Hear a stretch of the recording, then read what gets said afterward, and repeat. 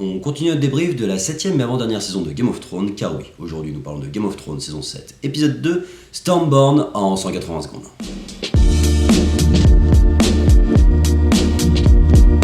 Et voilà un second épisode bien plus convaincant que son premier.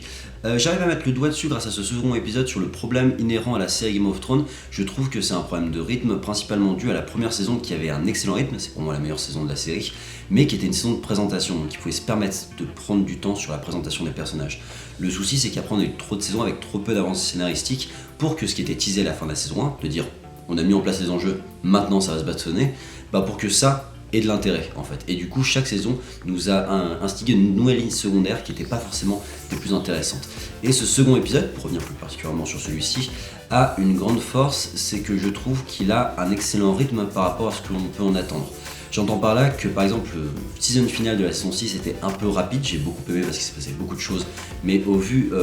de l'avarice d'avancée scénaristique de la saison, ça faisait un peu too much.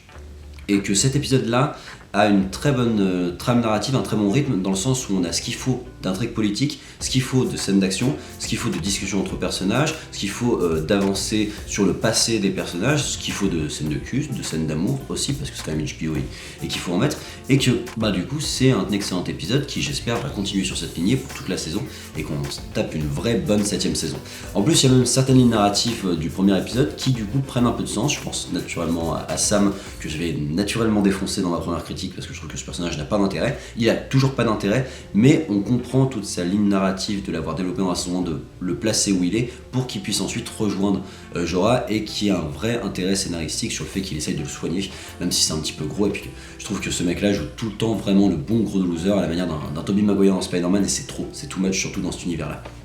Après j'ai énormément aimé toutes les avancées sur Daenerys, je trouve que ça c'est cool, ça se met vraiment en place. J'ai trouvé ça particulièrement savoureux qu'il y avait une vraie intrigue politique et des vrais plans d'action. C'est pas Jon Snow qui fonce tête baissée avec son épée, elle réfléchit à comment faire, Tyrion est pour ça d'excellents conseils, et qu'on voit un combat d'ego entre les différents monarques des maisons qui la soutiennent, et que ça paraît tout à fait logique, et que ça nourrit la diégèse du truc, et ça nourrit la cohérence de cet univers-là, et de ces différents personnages qui sont vraiment chouettes, et qui du coup sont utiles dans l'avancée scénaristique globale. Ils sont plus séparés les uns des autres, et ça commence à prendre un tout global que j'attendais énormément. Du côté du Nord, je trouve que c'est toujours assez bénéfique, même si j'ai toujours ce souci de rapport entre Littlefinger et Jon Snow, dans le sens où on essaye trop, je trouve, de passer Littlefinger en méchant, là où en tant que politique, en tant que monarque, Jon Snow devrait justement essayer de prendre sur lui parce que le mec est venu l'aider, le mec lui a fait gagner le Nord, et que les intérêts politiques qui se jouent du côté de Daenerys, on les ressent pas du tout du côté du Nord, et ça va être un peu trop je suis gentil donc je fais pas de compromis, et que ça perd l'intérêt par rapport au jeu du trône qui est l'intérêt de la série, où c'est effectivement qu'il faut savoir cacher ses intentions et qu'il faut savoir être plus malin de son adversaire, ce que Littlefinger a toujours bien fait dans les précédents épisodes.